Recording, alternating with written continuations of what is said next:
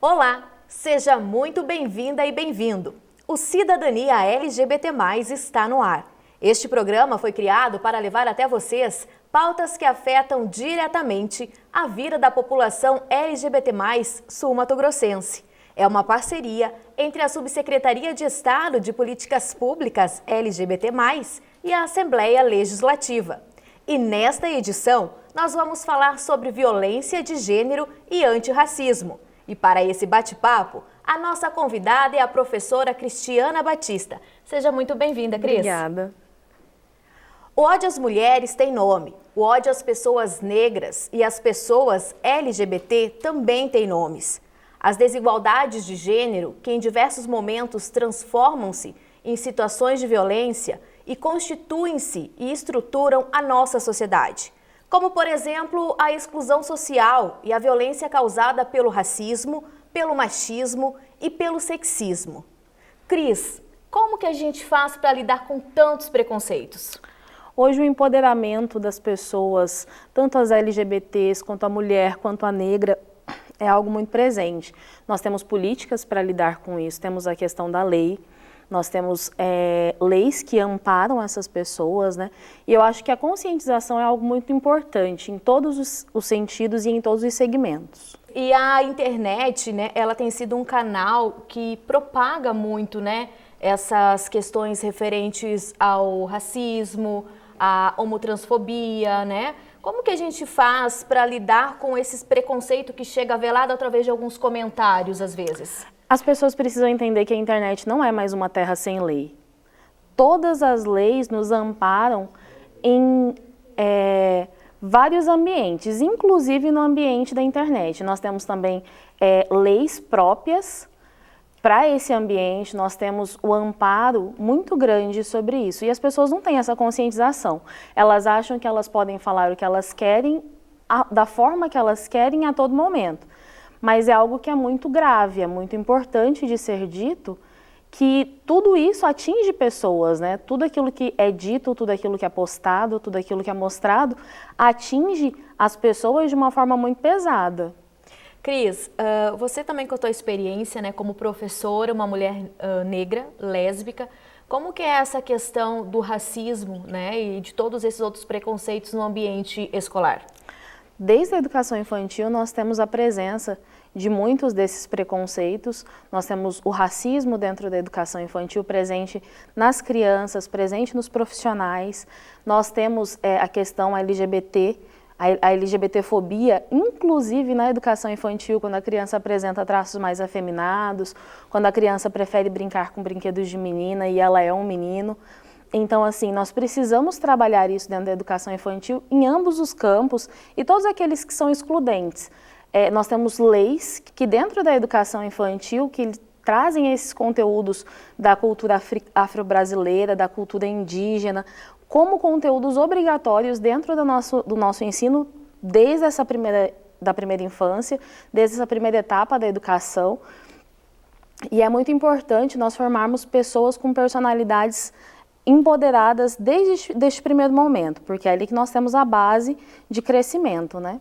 E você acredita que a questão do racismo, né, e desse preconceito contra as pessoas negras e até mesmo a fala sobre a questão de gênero no ambiente escolar ainda é um tabu? Sim, é um tabu muito grande, porque o racismo ele é estrutural e estruturante, ele está presente em todas as estruturas. E todas as vezes que nós temos dentro da escola, nós precisamos entrar na estrutura familiar para também tratar desses assuntos, tanto do racismo quanto da questão de gênero. E essa estrutura, a estrutura familiar, ainda é uma estrutura muito fechada, ainda é uma estrutura muito restrita. E quando nós precisamos falar sobre isso, é um passo em direção a essa estrutura, é um passo em direção a esse núcleo, é algo que é muito difícil, porque aí você trata com pessoas adultas que formam aquela criança, que formam aquele adolescente, que dão a base daquela pessoa, né? Então é sempre muito complicado. Então ainda se tem um senão. Isso que eu ia até te questionar, se os professores, os educadores, né, eles estão preparados para lidar com essas situações do dia a dia, né? Sinceramente, não acredito que estejamos todos preparados. Ainda se precisa de muita formação quanto aos assuntos, porque, como eu te disse, ainda é um tabu, ainda é algo muito delicado dentro das famílias, é algo muito pesado para se levar de forma direta, de forma incisiva. Então, sempre precisa de alguém que tenha tato para lidar com essa família, tato para lidar com esse assunto e que tenha condições de tratar sobre. Mas ainda é algo que é muito difícil, você ainda presencia situações de racismo acontecendo de professores com alunos, situações de LGBTfobia acontecendo de professores para com alunos e de todas as idades. Eu já presenciei casos de crianças a adolescentes com profissionais. Você está formado para ser um profissional, você estuda para dar para aquela criança, independente de quem ela seja, a base de conhecimento. E ainda assim, precisamos lidar com profissionais que agem dessa forma. Cris, e como, né, que essas crianças, você que está ali no dia a dia, por passarem por essas situações, como que elas lidam com tudo isso, né? Como que fica a cabecinha dessas crianças? Elas conseguem se abrir com algum outro professor? Geralmente, elas buscam aquelas pessoas com as quais elas têm alguma identificação. Por exemplo, no caso da criança negra, eles procuram uma professora que tenha o mesmo tom de pele, que seja negra, que tenha alguma referência para ela na questão visual. E ainda assim é algo que você precisa tentar trazer para você. Se você viu acontecendo, criança, vem aqui, conta para mim como você está se sentindo. Fala para mim como isso aconteceu, o que você está achando dessa situação. Mas é algo que é muito ruim para aquela criança que está em formação, né? Porque você cria traumas, você cria pesos que não são necessários você carregar por uma vida inteira, mas que você toma como verdade naquele momento. Sim, e muitas vezes, né, o professor, que ele tem que reportar aos pais, né, o que aconteceu na escola, e na maioria das vezes os pais acabam criando uma certa mágoa, né, da instituição, do profissional, por não aceitarem lidar com essas diferenças, né? Vocês encaram muitos problemas assim? Eu estava fazendo uma pesquisa justamente sobre a questão do racismo nas escolas, dentro das séries de crianças, de alunos, né, que têm atraso e das crianças reprovadas, o número maior, mais de 90% das crianças são negras, por conta justamente da falta desse acolhimento do professor, do pegar na mão para ensinar a escrever, para ensinar a fazer a letra da forma que ele acha que tem que ser, porque não é o professor que tem essa vontade. A criança muitas vezes vê você fazendo a letra no quadro e ela quer fazer uma letra parecida com a sua. E ela solicita, professora, você pode me auxiliar?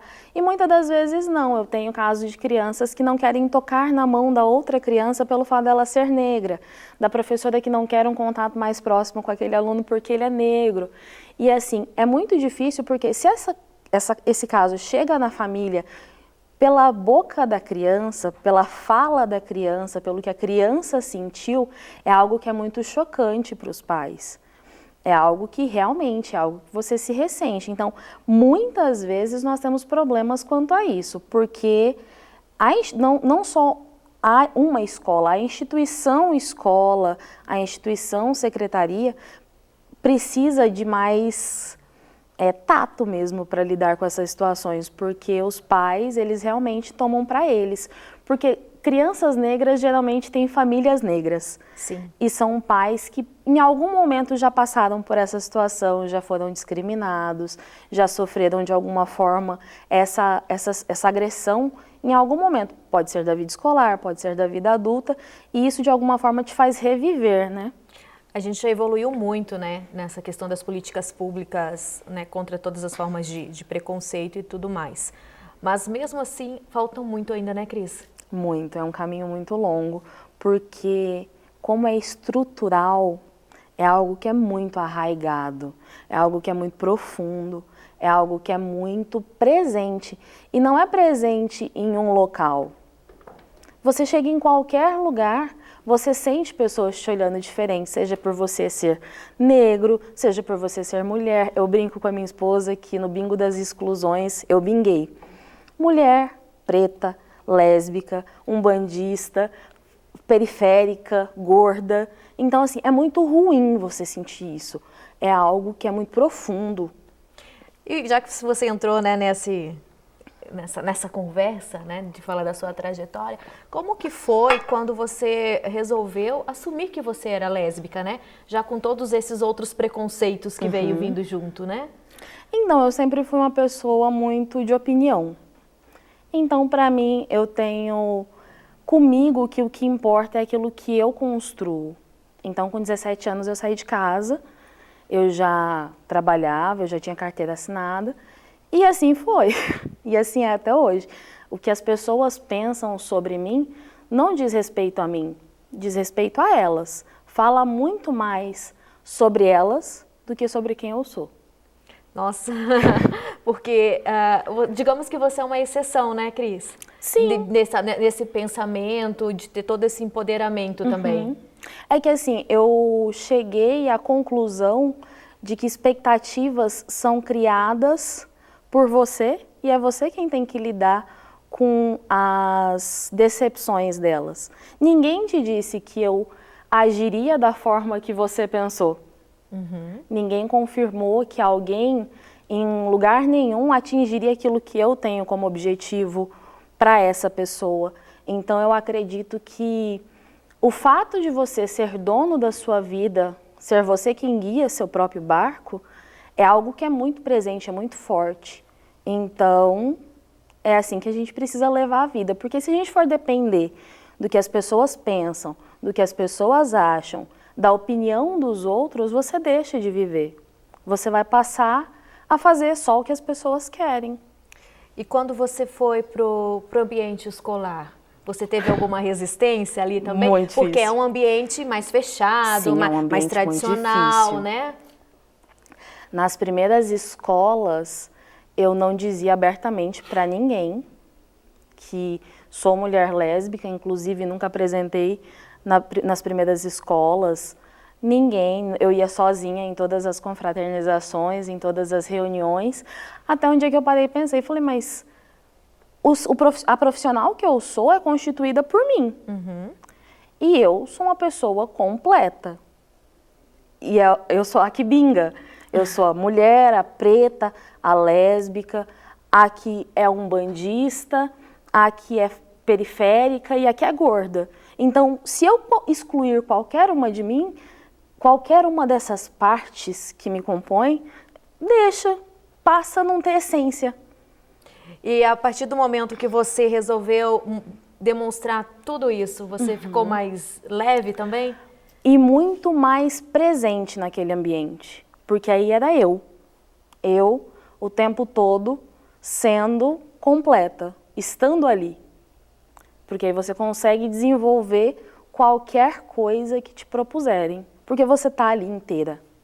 Cris, eu acompanho até na própria vida escolar do meu filho, né, que alguns pais, eles transferem a responsabilidade da educação e de tudo mais para o próprio professor. E se o professor não se encaixa no perfil do que ele acha que é certo, não tá bom. A escola é ruim, o professor é ruim, né? Você passou por alguma situação embaraçosa, assim, com pais nesse sentido? Em algumas vezes eu tive olhares muito tortos, mas assim, as coisas chegavam a mim já muito mais leves, porque eu sempre, com a graça de Deus, eu sempre tive uma equipe pedagógica, sempre trabalhei em escolas com equipes pedagógicas muito presentes. Então, todas as coisas, antes de chegarem ao professor, eu sempre trabalhei em escolas de educação infantil, todas as coisas antes de chegarem a mim eram levadas, por exemplo, pelos pais à direção. E essa direção, ela nunca olhou para o meu pessoal primeiro. A profissional que eu sou é a que está presente no meu ambiente escolar. A profissional que eu sou é aquela que está presente dentro da escola. E é isso que importa. Então, eu sempre tive essa fala, eu sempre tive essa questão. A profissional que eu sou é o que interessa para esses pais. A minha vida fora da escola, ela é minha. Dentro da escola eu sirvo a criança. Eu sirvo aquele ser que está em formação, a educação daquele ser, a passar o conhecimento para aquela pessoa. Mas fora dali, a vida é minha. Cris, a gente pode dizer que as pessoas elas só querem respeito, né? Sim. Porque até dentro de todas essas campanhas do mês de novembro, do Novembro Negro, e você citou a questão de ser umbandista, né? Que as pessoas às vezes têm medo de falar Sim. a religião da qual ela pertence por causa do julgamento do outro, né? Falta empatia? Falta respeito, falta limite. Falta as pessoas entenderem que a vida do outro pertence ao outro, falta empatia, falta ser humano. É isso que falta.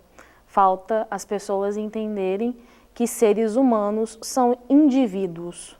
Cada um, dentro da sua individualidade, existe e habita e é o que é.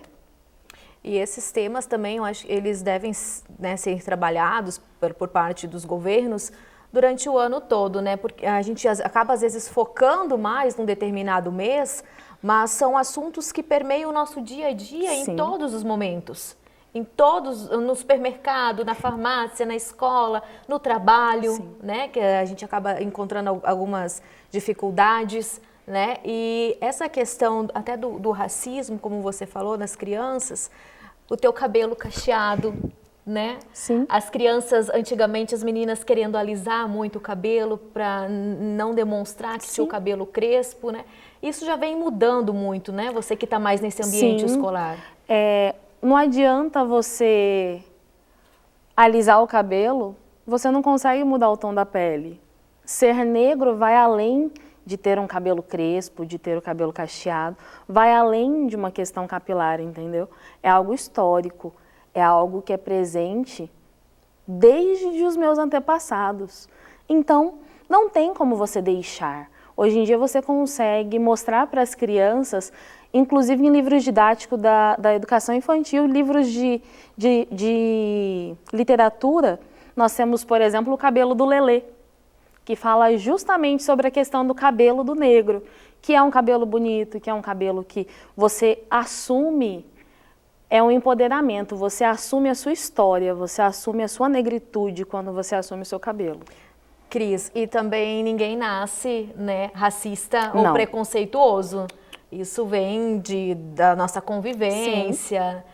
E como que se trabalha isso, né, de explicar isso para as próprias crianças? Isso é interessante, porque quando você pega uma criança no berçário, por exemplo, que são bebês, que são crianças que ainda não falam e que ainda não têm essa influência tão presente da família, todos eles se abraçam, todos eles se beijam, todos eles são carinhosos uns com os outros.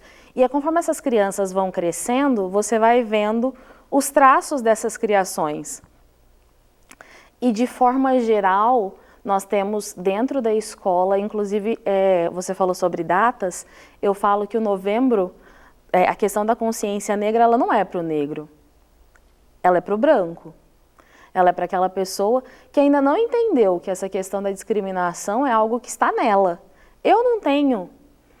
A consciência negra, ela nasceu comigo, eu sou negra desde que nasci.